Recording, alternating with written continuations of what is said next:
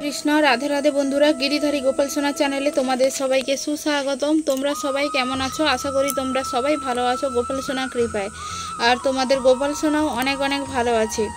আজকের ভিডিওতে আত্মা কি, আত্মা সম্পর্কে আমি কতটুকু জানি সেইটুকুই এই ভিডিওতে তোমাদের সাথে একটু শেয়ার করব। যেইটুকু জেনেছি বা যেইটুকু শিখেছি সেটা গীতা পড়ে যেইটুকু উপলব্ধি করতে পেরেছি নিজে থেকে সেইটুকুই হচ্ছে তোমাদের সাথে শেয়ার করব। আমি যে সব কিছু জানি তেমন নয়, আমি খুবই ক্ষুদ্র। মানে আমি সবার যারা ভক্তিপথে আছে, যারা সাধুগুরু বৈষ্ণব, তাদের মুখ থেকে শ্রবণ করতে চাই, ভগবানকে আরও জানতে চাই, সেই ইচ্ছাটা আছে। আমি কিছুই জানি না, যেইটুকু একমাত্র জেনেছি সেইটুকুই তোমাদের সাথে শেয়ার করছি যে আত্মা আসলে কি। একজন ভিডিওতে কমেন্ট করেছিল যে আপনি আত্মা সম্পর্কে জানেন না। আমি সত্যি জানি না, যেইটুকু জানি শুধু সেইটুকুই তোমাদের সাথে একটু শেয়ার করছি যে আসলে।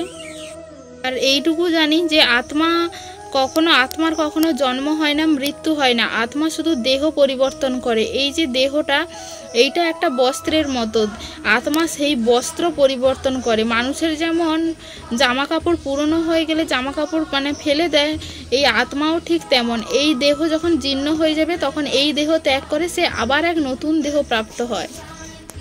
আর অ্যাকচুয়ালি এইটা আমরা অনেকে মানতে চাই, আবার অনেকে মানতে চাই না। আত্মা বলে কোনো কিছুই আছে শরীরের মধ্যে। যখন মানুষের মৃত্যু হয়ে যায় তখন তো আমরা সেই মানুষটাকে পুড়িয়ে দিই, কিন্তু কেন পুড়িয়ে দিই? তার ভিতরে প্রাণ নেই বলে, আত্মাটা বেরিয়ে গেছে বলেই তো পুড়িয়ে দেই।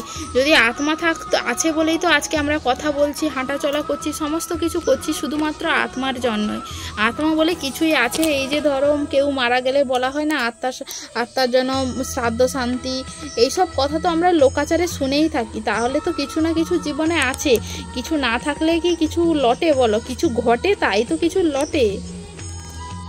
আত্মা এমন একজন যাকে মৃত্যুর পরেও বাঁধা যায় না, যাকে আগুনে পোড়ানো যায় না, যাকে খালি চোখে দেখা যায় না, কাটা যায় না, ভেজানো যায় না। এক কথায় বলা যেতে পারে যে তাকে বাঁধা যায় না। এইটুকু ভগবদ্গীতার মূল সারাংশ বলে আমি বুঝেছি। এবার তার থেকেও হয়তো বেশি কিছু হতে পারে। আত্মা প্রতিটি জীবের হৃদয়ে অবস্থিত। দেহের রক্ত এবং বায়ু প্রবাহের মূল কেন্দ্রে হৃৎপিণ্ডের ঠিক মাঝখানে আত্মা অবস্থিত। ঠিক পরমাণুর মতো আত্মা খুবই সূক্ষ্ম। এই অতি সূক্ষ্ম আত্মা প্রাণ, অপান, সমান, ব্যান ও উদান এই পঞ্চবিধ বায়ুতে অবস্থান করে হৃৎপিণ্ডের মাঝখানে এবং সমগ্র দেহে তার প্রভাব বিস্তার করে। জ্যামিতিক সূত্রে বলা হয় যে তার কোনো দৈর্ঘ্য প্রস্থ নেই। একটি চুলের অগ্রভাগের যে বিন্দুকে শতভাগে ভাগ করতে হবে। শতভাগের এক ভাগ, আবার সেই এক ভাগকে শতভাগে ভাগ করে তার যে এক ভাগ, তা সেই রকম আয়তন হচ্ছে আত্মার আয়তন। তার সেই আত্মা কতটা সূক্ষ্ম, সেইটা কোনো যন্ত্রের দ্বারা পরিমাপও করা যাবে না, কোনো কিছু দ্বারা দেখাও যাবে না। আর আমাদের আসল পরিচয় হচ্ছে আমরা আত্মা। কিন্তু আমরা জড়জাগতিক বিচারে কজন আমরা জানি, যারা হয়তো এই আত্মা সম্পর্কে কয়জন বিস্তারিত জানে, যারা এই ভগবদ্গীতা কিছুটা হলেও পড়েছে, তারা হয়তো পাঠ করেছে, তারা হয়তো একটু কিছু আত্মার সম্পর্কে জানে। কিন্তু আত্মার সম্পর্কে কয়জন বা জানে? আর সাধারণ মানুষকে আত্মা এইসব কোনো বৃন্দাবন ধাম, গোলক বৃন্দাবন এইসব বললেও মানুষ এত কিছুও জানে না। সাধারণ মানুষ জানে যে স্বর্গ অবধি ভালো কাজ করলে স্বর্গে যাওয়া যায়, মানুষ এতটাই জানে।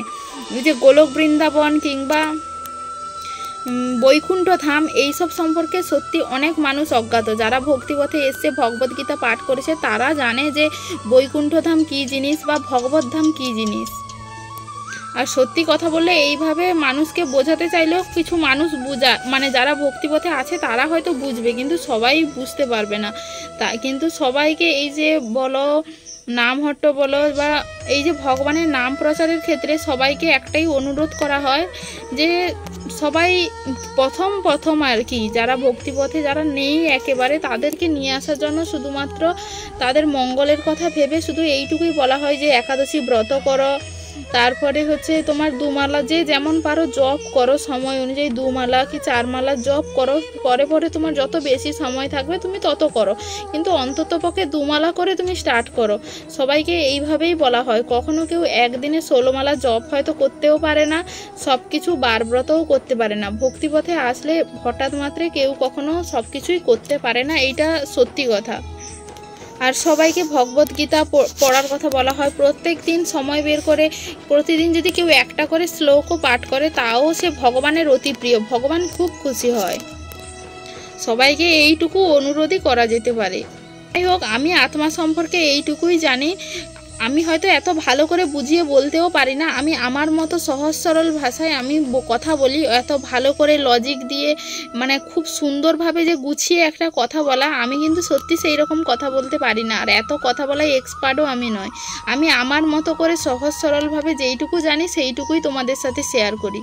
হয়তো যারা কি বলে ক্লাস নেয় তারা খুব ভালো করে কথাগুলো গুছিয়ে বলতে পারে, আমি তো কখনো মানে কি বলবো, সত্যি হয়তো আমার দুর্ভাগ্য, আমি তেমন সাধুসঙ্গ পাই না। যেইটুকু সাধুসঙ্গ মানে মোবাইলে অনলাইনের মাধ্যমে যে অনলাইনে ক্লাসগুলো হয় সেইগুলোর মাধ্যমে যতটা জুড়ে থাকা যায় থাকতে পারি, কিন্তু কখনো যে ধরো ভক্ত সঙ্গে গিয়ে মানে তাদের সাথে যে থাকবো, যোগদান করব, সেইটুকু সুযোগ আমার সত্যি নেই।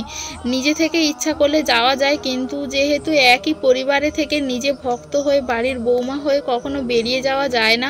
সমস্ত কিছু মাথায় রেখে সংসারে সুখ শান্তি বজায় রেখে যতটা পারা যায় ভক্তি ততটাই আমি করি। আর তার মধ্যে যেইটুকু সময় পাই সেইটুকু সময় এই ভিডিও ক্লিপগুলো তুলি। যখন ছেলে থাকে না, এখন ধরো ভিডিওটা করছি আমি তোমাদের সাথে, ছেলে হচ্ছে এখন নেই, তার দিদুনের সাথে ওইদিকে ঘুরতে গেছে, তাই ভিডিওটা করছি।